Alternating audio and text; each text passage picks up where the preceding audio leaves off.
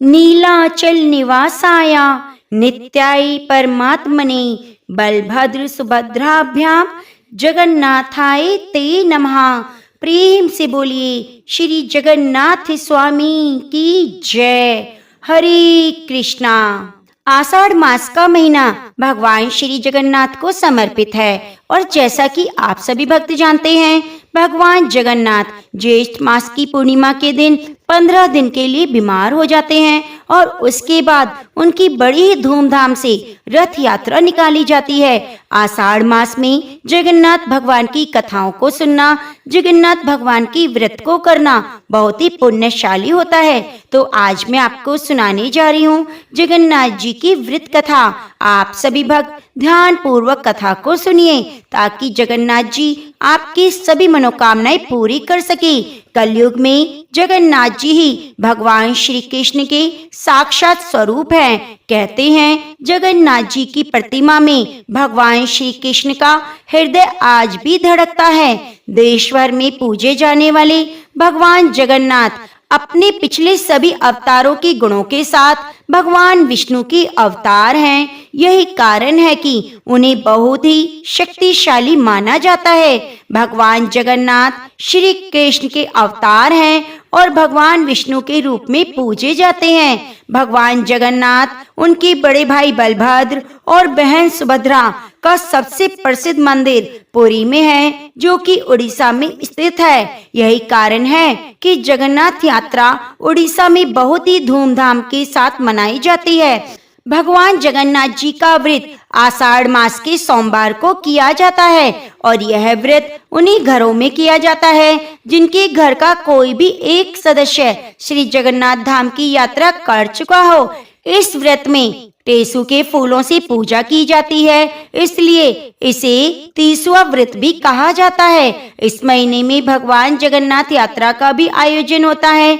माना जाता है अगर कोई भी व्यक्ति भगवान जगन्नाथ जी का व्रत नहीं कर सकता तो भी उसे भगवान जगन्नाथ को टेसु के फूल अर्पित करके 30वां सोमवार की व्रत कथा को नियमित रूप से पूरे आषाढ़ मास में सुनना चाहिए। इसे सुनने से भगवान जगन्नाथ अपने भक्तों की सभी मनोकामनाएं पूरी करते हैं और कोई भी महत्वपूर्ण कार्य अगर कोई रुकावट आ रही हो तो उसे दूर कर देते हैं। तो प्रिय भक्तजनों, आप सभी भक्तजन बड़ी ही श्रद्धा पूर्वक जगन्नाथ भगवान का ध्यान करते हुए कथा को सुनिए। आपसे निवेदन है कथा को सुनने से पहले एक बार कमेंट बॉक्स में जगन्नाथ भगवान की जय, लक्ष्मी नारायण भगवान की जय जरूर लिखिए और इस वीडियो को ज्यादा से ज्यादा शेयर कीजिएगा। मान्यता के अनुसार सुदामा ने सबसे पहले भगवान श्री जगन्नाथ जी का पूजन किया था। पूजन के लिए जब सुदामा जी जगन्नाथ जी धाम गए तो उन्हें रास्ते में कई दुखी और पीड़ित लोग मिले। तो सुदामा ने उन्हें आश्वासन दिया कि मैं जगन्नाथ धाम जाकर दरबार में आपके सुख के लिए भी अवश्य मांगूंगा। बताया जाता है कि सुदामा यह देखकर जगन्नाथ भगवान की पुरी के बाहर एक ब्राह्मण के वेश में खड़े हो गए। जब सुदामा वहां पहुंचे तो ब्राह्मण को देखकर ब्राह्मण से जगन्नाथ धाम का पता पूछा तो भगवान ने ब्राह्मण के वेश में उन्हें बताया कि पीछे जो आग का गोला है उसमें प्रवेश करने के बाद ही भगवान के दर्शन होंगे। तो आग के गोले को देखकर सुदामा तो एकदम घबरा गए, लेकिन जैसे ही गोले में प्रविष्ट होने लगे, आगे बढ़े तो भगवान ने खुश होकर उन्हें वह साक्षात दर्शन दिए और वरदान देते हुए कहा, मांगो क्या मांगते हो। सुदामा ने कहा, मुझे रास्ते में बहुत सारे पीड़ित और दुखी लोग मिले, उनके दुख को दूर करने की प्रार्थना करता हूँ। आप मुझे उनके दुख दूर करने का उपाय बताएं। तो भगवान जगन्नाथ ने सुदामा को एक बैत दी और कहा कि जिसके भी इस बैत को मारोगे उसके सभी कष्ट दूर हो जाएंगे। उसके बाद से श्रद्धालु भक्ति पूर्वक जगन्नाथ भगवान की पूजा अर्चना करते हैं और कथा सुनने के बाद उस बैत को खाकर अपने कष्ट दूर करने की प्रार्थना करते हैं। तो आइए अब सुनते हैं भगवान जगन्नाथ जी की बहुत ही सुंदर वृत्त कथा। तो प्रेम से बोलो भगवान जगन्नाथ की जय। एक बार एक कर्माबाई नाम की एक महिला रहती थी। वह महिला भगवान जगन्नाथ जी की भक्ति में खोई रहती। भगवान जगन्नाथ जी की अनन्य भक्त थी। भगवान श्री कृष्ण की परम उपासक ठाकुर जी के बाल रूप से रोजाना वह ऐसे बात करती जैसे ठाकुर जी ही उनके पुत्र हैं और उनके घर में वास करते हैं। एक दिन कर्माबाई की इच्छा हुई कि ठाकुर जी को फल मेवे की जगह अपने हाथ से बना हुआ कुछ तो खिलाऊं। तो उन्होंने जगन्नाथ भगवान को अपनी इच्छा बतलाई और कहा कि मैं आज अपने हाथों से बनाया हुआ भोग आपको लगाना चाहती हूँ। इसीलिए मुझे बताओ कि मैं तुम्हें क्या भोग लगाऊं। आप भगवान क्या खाओगे, यह मेरी दिल की इच्छा है। तो भगवान तो भक्तों के लिए सर्वथा प्रस्तुत रहते हैं। भगवान जी बोले, माँ जी आपने बनाया हो वही मुझे खिला दो।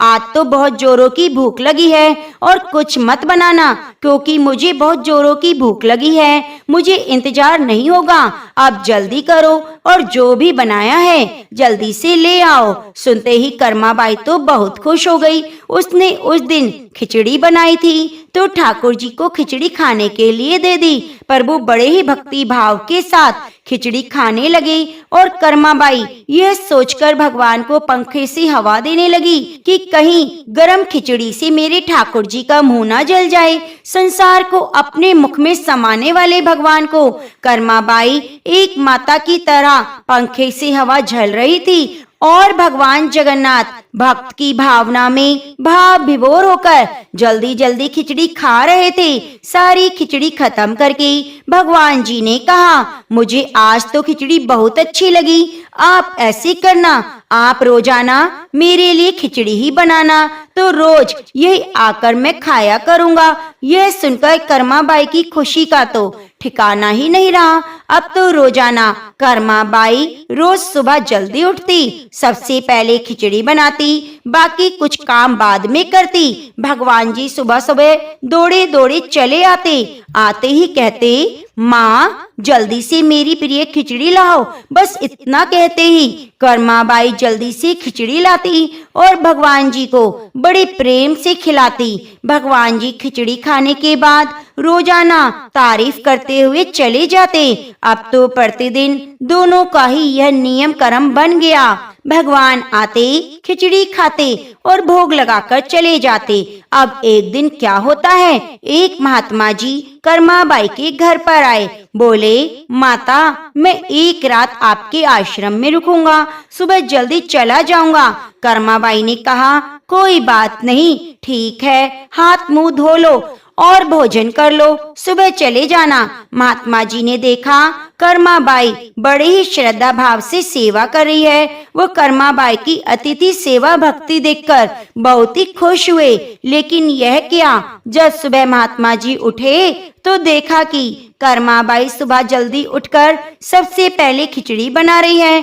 तो महात्मा जी तो नाराज हो गए और बोले, माता जी आप ये क्या कर रही हैं? बिना नहाए धोए रसोई घर में घुस गई और भोजन बना रही हैं, यह सही नहीं। एक महिला को बिना नहाए धोए रसोई में कभी प्रवेश नहीं करना चाहिए। आपको सबसे पहले नहा धोकर पूजा पाठ करनी चाहिए। लेकिन आपको तो अपने पेट की चिंता सता रही है, भगवान की पूजा अर्चना करनी होती है। कर्माबाई बोली, क्या करूं महाराज, जो भगवान की पूजा अर्चना पूरा संसार कर रहा है वही सुबह सुबह भूखे हो जाते हैं। यही सोचकर मैं सुबह सब कुछ छोड़कर पहले उनके लिए खिचड़ी बनाती हूँ ताकि वो खा पीकर पूजा अर्चना के लिए मंदिर में आराम से बैठ जाएं। महाराज मुझे तो भगवान की चिंता है, मुझे मेरे पेट की चिंता नहीं। तो यह सुनकर महात्मा जी कर्माबाई को समझाने लगे, माता जी तुम भगवान को अशुद्ध कर रही हो। अब से ऐसा करना, सुबह पहले स्नान करना, उसके बाद में रसोई की साफ सफाई करना, पूजा पाठ करना, उसके बाद भगवान के लिए भोग तैयार करना। इस तरह साधु महाराज कर्माबाई को समझाकर चले गए। दूसरे दिन जैसे साधु महाराज ने कहा, वैसा ही किया। सुबह सुबह भगवान आए, बोले, माँ मैं आ गया। तो कर्माबाई ने कहा, प्रभु एक बार रुको, मैं स्नान कर रही हूँ। थोड़ी देर बाद भगवान ने फिर आवाज लगाई, माँ जल्दी करो, मेरे मंदिर के पट खुल जाएंगे, मुझे जाना होगा। तो फिर बोली, अभी एक बार और रुक जाओ, रसोई की सफाई कर रही हूँ। भगवान सोचने लगे, आज माँ को क्या हो गया, ऐसा तो पहले कभी नहीं हुआ, लगता है आज तो भूखे ही जाना पड़ेगा। यही सोचकर खिचड़ी का इंतजार करने लगे। कर्माबाई ने पहले स्नान किया, उसके बाद रसोई की साफ सफाई की, फिर खिचड़ी बनाई। खिचड़ी बनते ही भगवान को आवाज देकर खिचड़ी परोसी। तब भगवान ने जल्दी जल्दी खिचड़ी खाई, परंतु आज की खिचड़ी में रोज वाले भाव का स्वाद नहीं था। फिर भी उन्होंने खिचड़ी खाई और बिना पानी पिए ही, मुंह साफ किए बिना मंदिर की ओर भाग चले। जब वे बाहर निकले तो उन्होंने बाहर महात्मा जी को देखा। वे समझ गए कि अच्छा यह बात है। अब मेरे समझ में आ गई कि मेरी माँ ने आज खिचड़ी बनाने में इतनी देरी कैसे कर दी। पहले स्नान, रसोई घर की सफाई, पूजा पाठ इसी साधु महात्मा ने पट्टी पढ़ाई है। यह सब कुछ सोचते हुए भगवान जी जल्दी से जाकर मंदिर में बैठ गए। पूजा पाठ का समय हो चुका था। ठाकुर जी के मंदिर के पुजारी ने जैसे ही मंदिर के पट खोले तो देखा भगवान के मुख पर तो खिचड़ी लगी थी। पुजारी जी बोले, प्रभु जी यह खिचड़ी आपके मुख पर कैसे लग गई? तो पुजारी की बात सुनकर भगवान ने कहा, पुजारी जी अब मैं आपसे क्या कहूँ, मैं रोजाना मेरी माँ कर्माबाई के घर खिचड़ी खाकर आता हूँ। रोजाना जब मैं कर्माबाई के घर जाता था तो मुझे खिचड़ी बनी हुई तैयार मिलती थी, लेकिन आज मैं खिचड़ी खाने गया तो माँ ने कहा पहले मैं स्नान करूंगी, रसोई की सफाई करूंगी, पूजा पाठ करूंगी, उसके बाद खिचड़ी बनाऊंगी। तो मेरी माँ ने इतने सारे काम किए, उसके बाद खिचड़ी बनाई। मैं वहाँ बैठा इंतजार कर रहा था, इसी वजह से मुझे देरी हो गई और मैंने जल्दी जल्दी खिचड़ी खाई, बिना मुंह धोए जल्दी से मंदिर में आ गया। आप मेरे लिए एक काम कीजिए, गांव में जो साधु महात्मा वहाँ रुके हुए हैं उनको समझा दो, उन्होंने मेरी माँ को ऐसी गलत पट्टी क्यों पढ़ाई। कर्माबाई मेरी माँ है। एक माँ को अपने बच्चे को खाना खिलाने से पहले स्नान करने की कोई जरूरत नहीं होती। तो आप महात्मा जी को जाकर कहो, आपने एक माँ को अपने बेटे के लिए ऐसी गलत पट्टी कैसे पढ़ाई।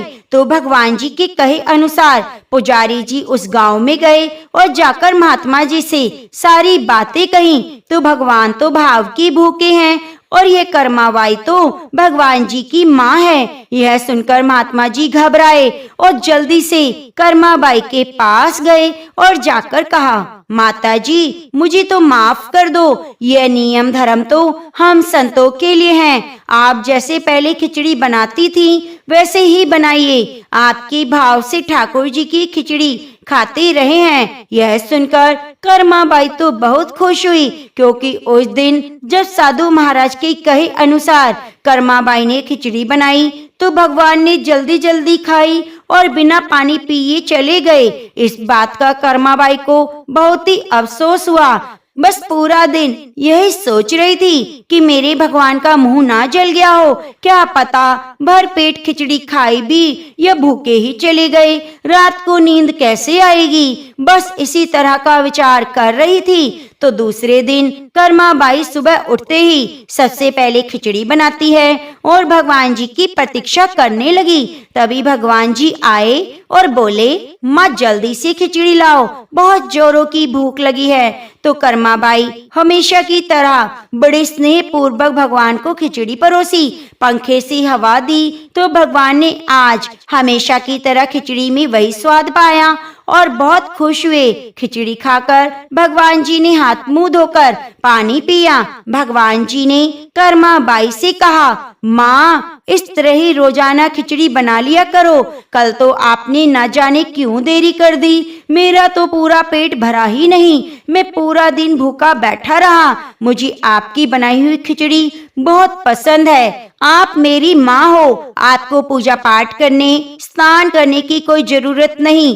क्या कभी एक बेटे को खाना खिलाने के लिए माँ को स्नान करना पड़ता है? ऐसा आगे से कभी मत करना। तो यह सुनकर कर्माबाई की आंखों से तो आंसू झलक आए। बोली, बेटा, मैं आगे से ऐसा कुछ नहीं करूंगी जिसकी वजह से तुम भूखे भागे।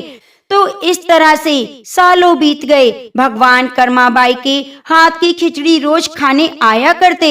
फिर एक दिन ऐसे आया कि कर्माबाई के प्राण छूट गए। उस दिन पुजारी जी ने जैसे ही मंदिर के पट खोले तो देखा भगवान की आंखों में आंसू थे और भगवान रो रहे। पुजारी जी ने भगवान जी से रोने का कारण पूछा तो रोते हुए भगवान जी बोले, पुजारी जी, आज मेरी माँ कर्माबाई इस लोक को छोड़कर मेरे निज लोक को विदा हो गई। अब मुझे खिचड़ी बनाकर कौन खिलाएगा?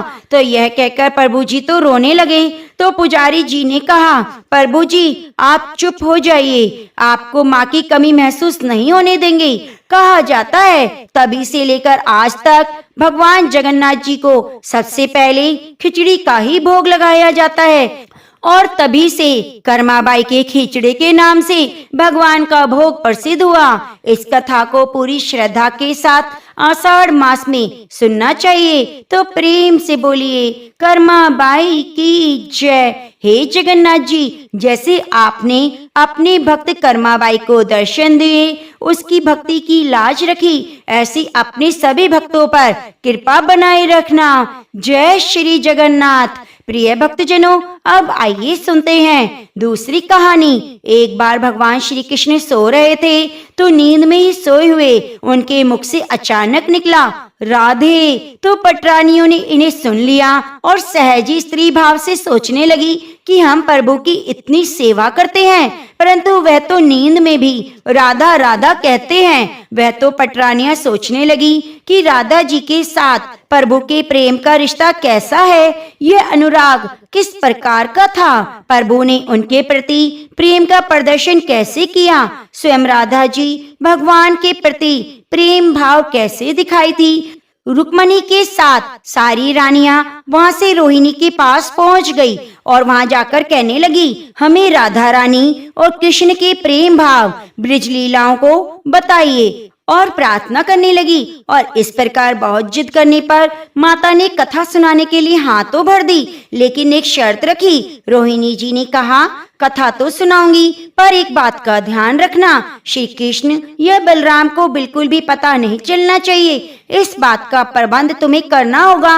अगर कथा सुननी है तो ऐसा प्रबंध करो, बाद में मैं कथा सुनाती हूँ। अगर उन दोनों ने इस कथा को सुन लिया तो फिर से वे वृंदावन चले जाएंगे, तुम सब मिलकर उन्हें रोक भी नहीं पाओगी। तो फिर इस द्वारकापुरी को कौन संभालेगा?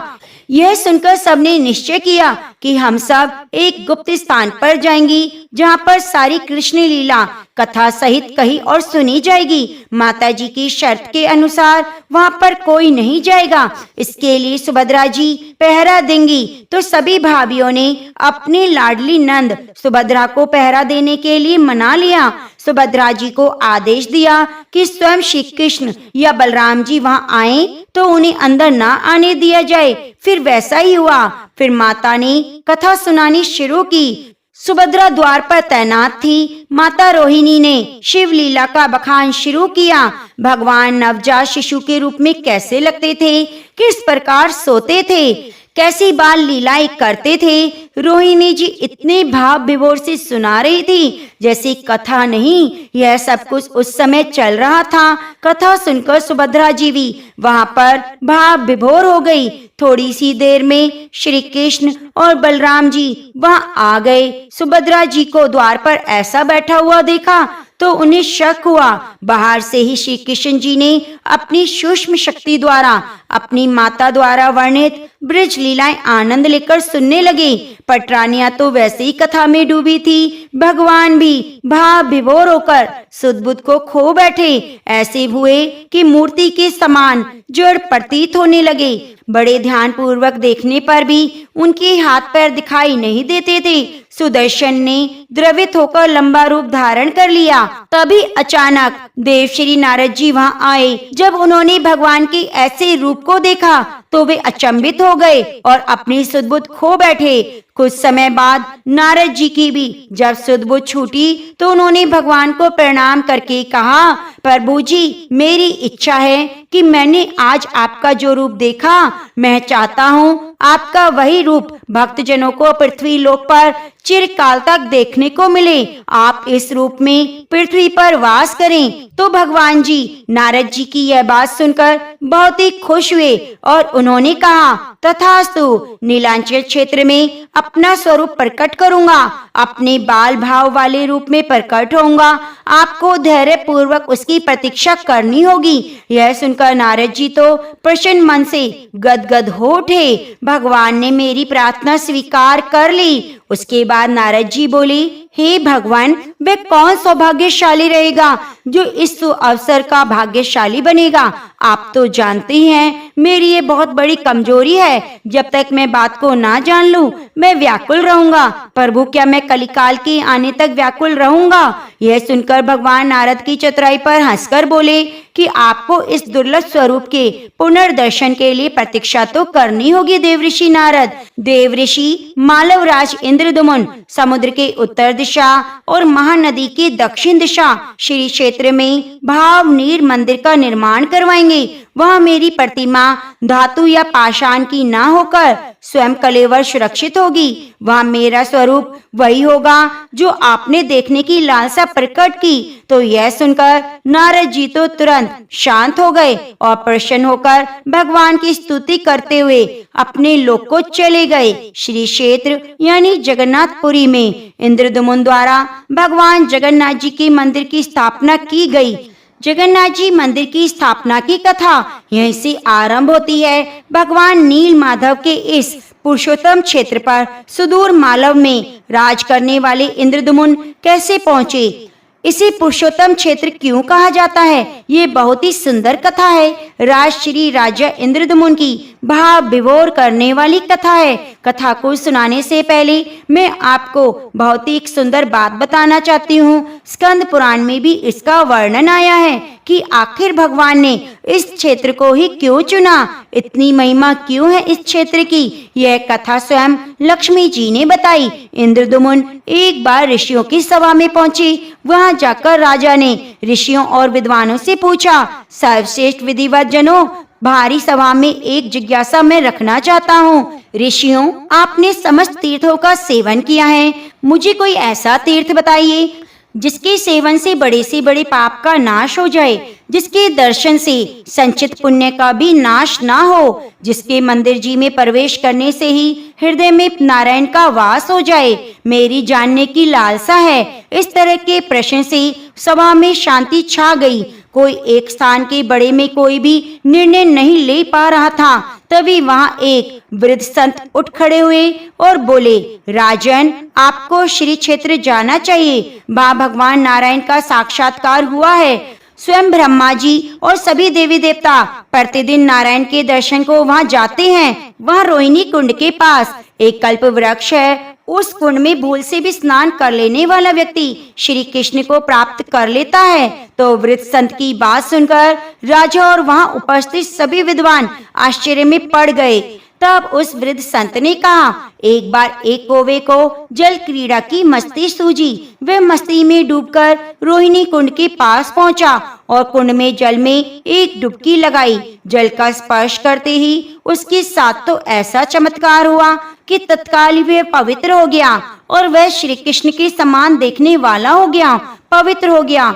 हे परम नारायण भक्त इंद्रदमुन, आप उस पुरुषोत्तम क्षेत्र में जाइए जहाँ भगवान के नीलकंठ स्वरूप का दर्शन करें। वहाँ आपको एक साथ सारे देवी देवताओं के दर्शन हो जाएंगे।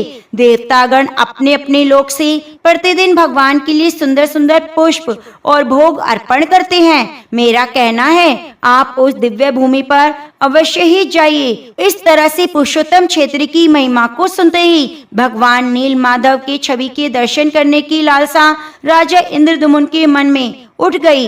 राजा का मन किसी भी काम में नहीं लगता था। हर समय राजा का मन भगवान में लगा रहता। तो एक दिन राजा भगवान के मंदिर में पहुंच गया और उनके सामने प्रार्थना करने लगा।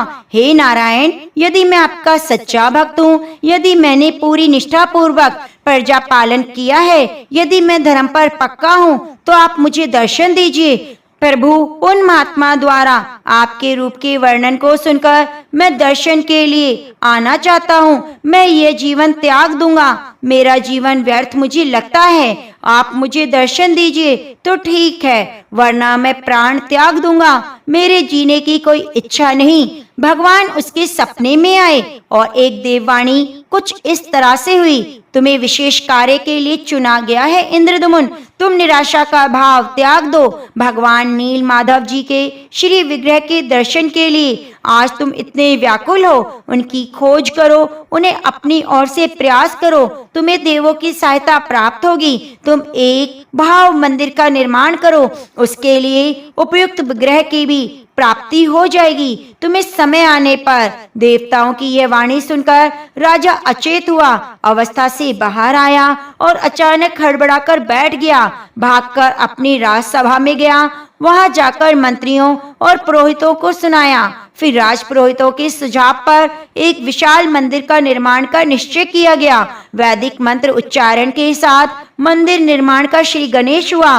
तो यह थी जगन्नाथ भगवान की पूजा में सुनी जाने वाली कहानी। आज भी इस कथा को पूरी श्रद्धा के साथ हर घर में पढ़ा और सुना जाता है। प्रिय भक्तजनों, उम्मीद करती हूँ आपको भगवान जगन्नाथ जी की ये कथा बहुत ही अच्छी लगी होगी। जगन्नाथ भगवान की अन्य कथाओं को सुनने के लिए आप हमारे चैनल को सब्सक्राइब जरूर कर लीजिए और बगल में बनी घंटी को दबा लीजिए। अगर आप घंटी को नहीं दबाएंगे तो आने वाली कथा की नोटिफिकेशन आपको नहीं मिल पाएगी। तो कृपया घंटी को जरूर दबाएं और नित्य प्रति आने वाली कथाओं को जरूर सुनिए। वीडियो को लाइक करते हुए कमेंट बॉक्स में एक बार भगवान जगन्नाथ की जय जरूर लिखिए, क्योंकि भगवान जगन्नाथ की जय लिखने में हमें कोई मूल्य नहीं चुकाना पड़ता, बल्कि यह तो हमारे जन्म जन्म के पापों का नाश कर देता है। जय श्री जगन्नाथ।